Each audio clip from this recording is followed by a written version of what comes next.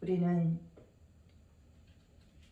다윗은 어린 시절부터 들판에서 양들과 함께 외롭게 지냈지만 시를 연상하며 음악의 악기를 연주하며 하나님께 기도하기를 그치지 않았습니다. 그 후에 블레셋의 골리앗 대장을 문맷돌 몇 개로 쓰러뜨려서 이기고 백성들에게 칭송을 들으니까 사울왕이 시기하여 죽이려고 했을 때 피난 생활을 하면서도 기도를 쉬지 않았다고 했습니다. 그는 괴로울 때 하나님 여호와께 부르짖어 도움을 간구하니 환난에서 구원해 주셨다고 분명히 다윗이 고백을 했습니다. 나는 아무런 죄가 없는데, 난 너무나 억울해. 내가 실수하지 않았는데 왜 나에게 이런 고통이 오지? 왜 이런 괴로움이 나를 너무너무 고통스럽게 힘들게 만들지? 내가 왜 미친 척하면서까지 살아가려고 발버둥을 쳐야 되지?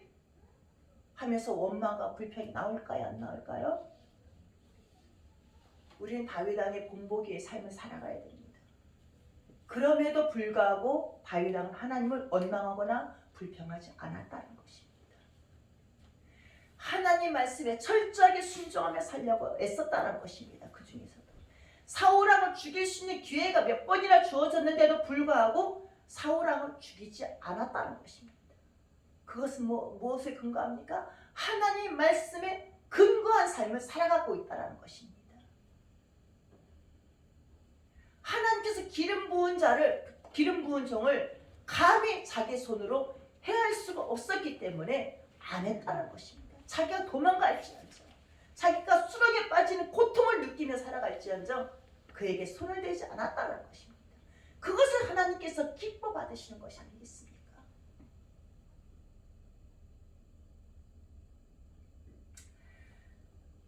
한 소년이 물에 빠져 허우적거리고 있었어요. 물가에 서 있던 소년의 어머니는 놀라움과 슬픔에 빠져서 몸부림치고 있었는데 바로 옆에 섰던 건장한 남자가 있었다고 합니다. 그 소년이 어떻게든 상관없다는 듯이 물에 빠져서 허우적거리고 있는데 나는 너와 아무 상관이 없어. 그 뜻으로 그저 바라만 보고 있었다고 합니다. 어머니가 그 남자에게 자식을 좀 구해달라고 애걸복걸을 해보았으나 그 남자는 꼼짝도 하지 않았다고 합니다.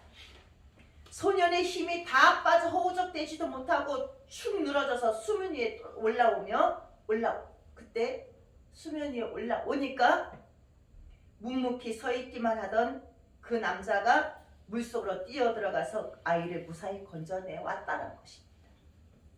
기운을 되찾은 어머니가 왜 진작에 제 아이를 건져주시지 않으셨습니까? 왜 구해주시지 않으셨습니까? 그러니까 그 남자는 아주머니, 아이가 발버둥 치면 구해낼 수가 없는 법입니다. 구하러 들어간 사람을 죽기 살기로 붙잡고 늘어지기 때문에 두 사람을 다 죽게 됩니다. 그렇지만 지쳐서 힘을 잃은 상태에서는 쉽게 구해낼 수가 있는 것이지요. 이렇게 대답을 했다는 것입니다. 우리 자신의 노력을 멈춰야 되는 것입니다. 온전히 주님께만 의존할 때 우리는 비로소 주님께서 우리의 협조 없이도 얼마나 완전하게 우리를 구원하실 수 있는가를 알아야 되는 것입니다. 우리가 힘을 써보려고 할 때, 내가 할 수 있는 힘을 다 해보려고 할 때 주님은 가만히 놔두신다라는 것입니다. 아직도 내가 해봐야 돼. 이것도 해보고 저것도 해보고 이 문제를 해결해 보려고 이 방법도 해보고 저 방법도 해보고 온갖 힘을 다 동원해서 다 해보려고 합니다. 그럼 내 힘을 쓸 때는 주변의 도움을 받고 있을까요? 받고 싶은 마음이 있을까요? 없을까요? 주변의 도움 따위는 필요치 않습니다. 내가 해보려고 하니까 내 힘을 쓰니까. 그래 다른 사람이 도와줄 필요가 없는 거예요. 그렇듯이 우리들도 하나님 앞에 이런 자들인 것입니다. 내가 해보려고, 내 힘대로 해보려고, 내 능력을 한번 해보려고 그렇게 온갖 발버둥 치면서 몸부림치면서 해보려고 할 때는 주님이 가만히 계신다는 것입니다. 그냥 놔두시는 거예요. 그래, 한번 해볼 때를 해봐라. 네가 하고 싶은 만큼 해봐라. 끝까지 해봐라. 이렇게 놔두시는 거죠. 내 힘 빼고 내 의지 빼고 나라는 것을 죽어지고 내려놨을 때 주님께서 책임져 주시고 주님께서 그 문제를 완전하게 온전하게 일하신다는 사실을 믿으시기 바랍니다.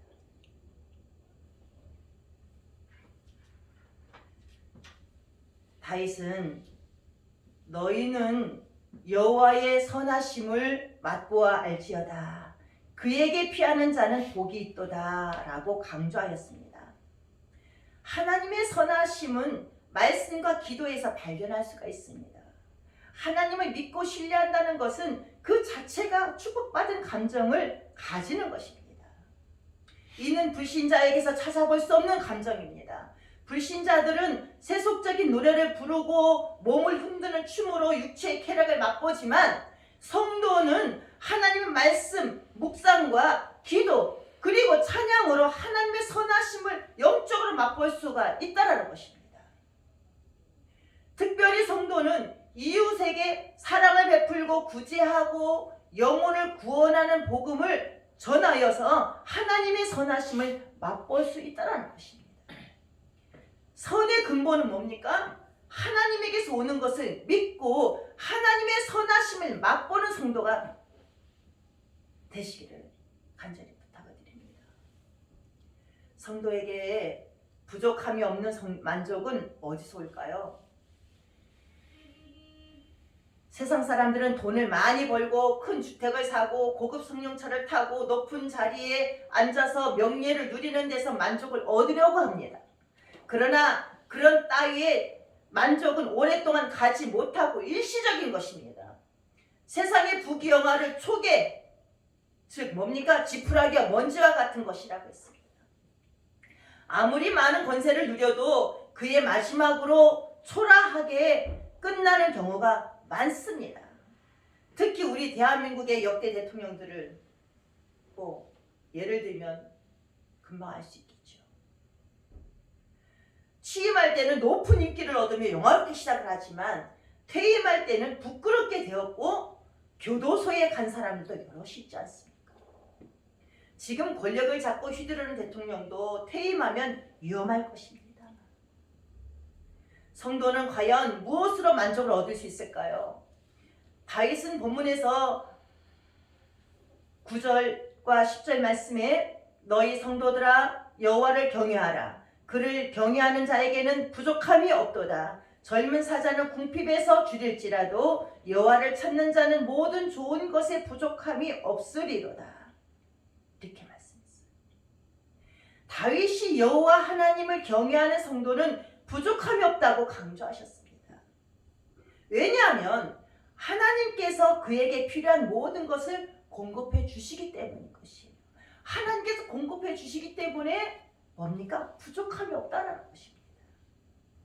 젊은 사자는 줄일지라도 하나님을 찾는 성도는 모든 것에 부족함이 없다고 한 말씀을 기억하고 하나님께서 약속하신 간구의 결과를 믿고 기도해야 합니다.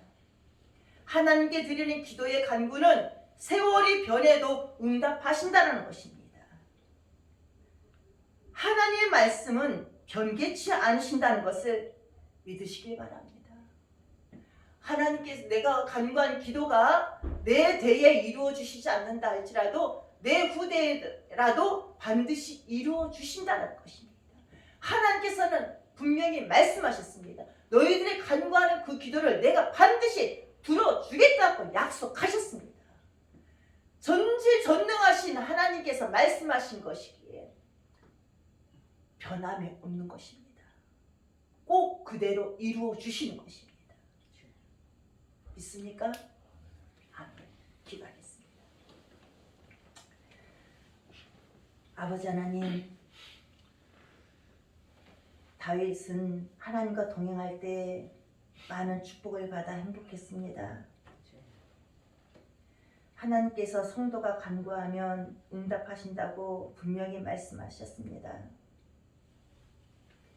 우리가 환난 가운데 주님을 찾고 주님께 도움을 간구하면 주님께서 반드시 해결해 주신다고 하셨습니다.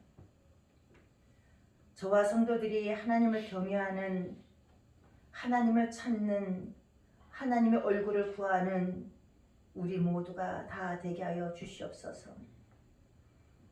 그리하여 이 세상에 이 환난의 때를 넉넉히 이기고 나갈 수 있는 하나님의 거룩한 성도들이 다 되게 하여 주셨기를 간절히 바라고 나오며 예수님의 이름으로 기도드리옵나이다.